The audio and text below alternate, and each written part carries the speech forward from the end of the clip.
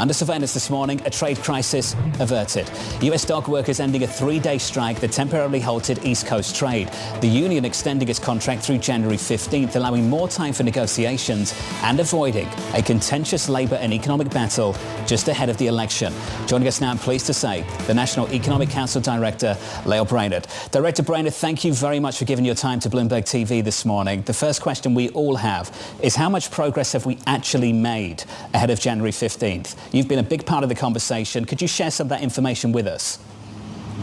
There's tremendous progress. The most important thing, our ports are back open, our dock workers are back at work. American consumers really won't see any effect of this at all.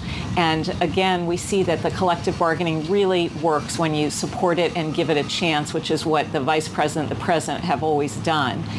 In terms of the progress at the bargaining table, for many months the two parties hadn't been working together.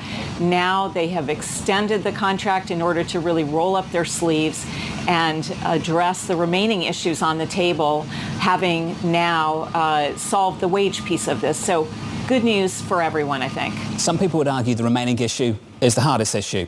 It's automation.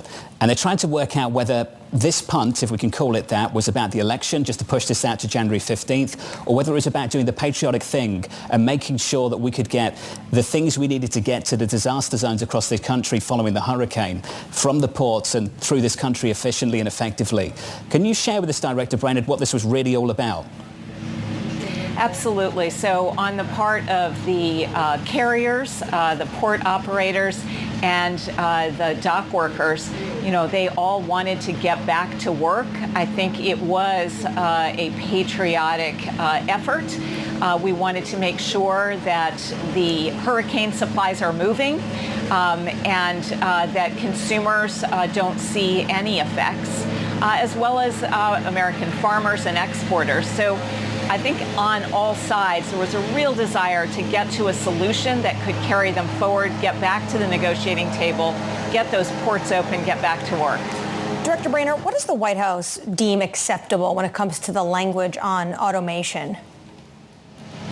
So we really don't take a position on how the collective bargaining process resolves. What we do care about is making sure that we support the collective bargaining process and allow the parties to come to conclusion that works for both sides. And that's the role we really played here, was bringing the two sides together, encouraging them to find something that they could agree on. And they did find agreement on wages and agreement on extending the contract to January 15th. So I think what we did was support the collective bargaining process, support the parties getting back to the table. The rest is really up to them. You've done a lot of work, though, Director Brainard, when you came into the West Wing on supply chain and supply chain resiliency. How does the White House weigh, given all your work, the fact that we could have more efficient ports? Is that more important, competing with China, these efficient ports, or union jobs? So, of course, what is very important is to make sure that we are making all the improvements that we can to our supply chains. And as you know, we have massive investments now through the bipartisan infrastructure law in our ports. We also have a supply chain council at the cabinet level that I run on behalf of the president. So we have much more data across the supply chain.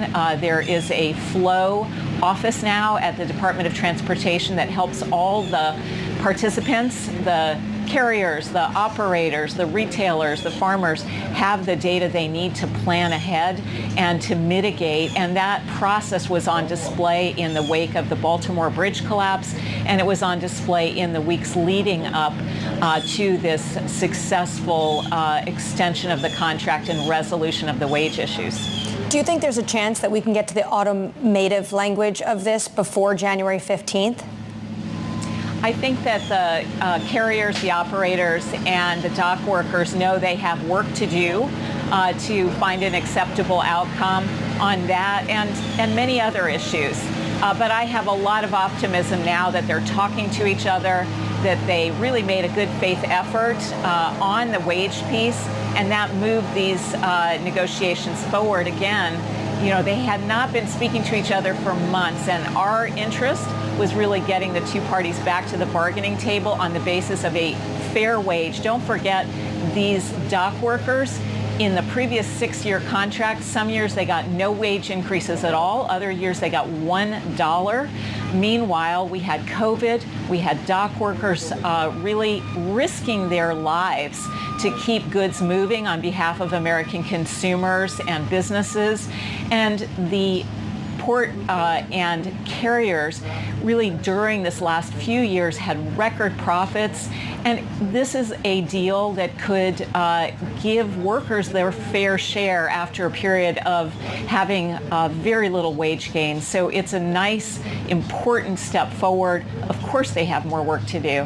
Director Brainard, I can say I'm really impressed in your ability to focus with them mowing the lawn and yelling behind you, because honestly, it's always sort of unfathomable. They're always mowing the lawn there. So thank you for that. I am wondering, though, Director Brainard, how much you see a sort of necessity for workers to have to be kind of flexible at a time of great change, and that there are some technological changes that are more easily implemented if companies have the ability to figure it out as they go along, to not necessarily be beholden to contracts that were written in a different time.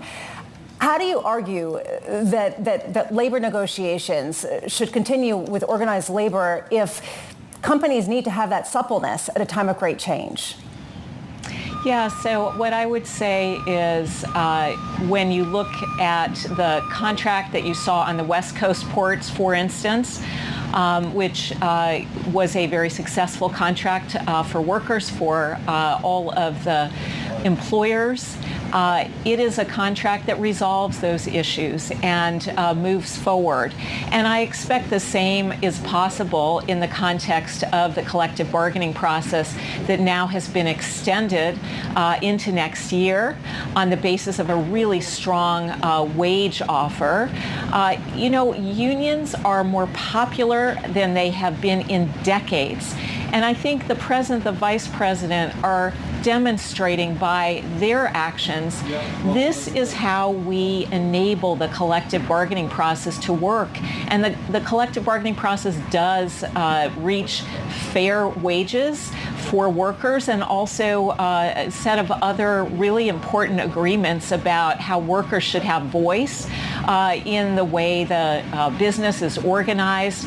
All of those things are on the table, and we believe that we have just enabled that collective bargaining process to continue in a very productive way that's good for everyone. Most importantly, getting the ports back open so we can get those supplies to areas affected by Hurricane Helene.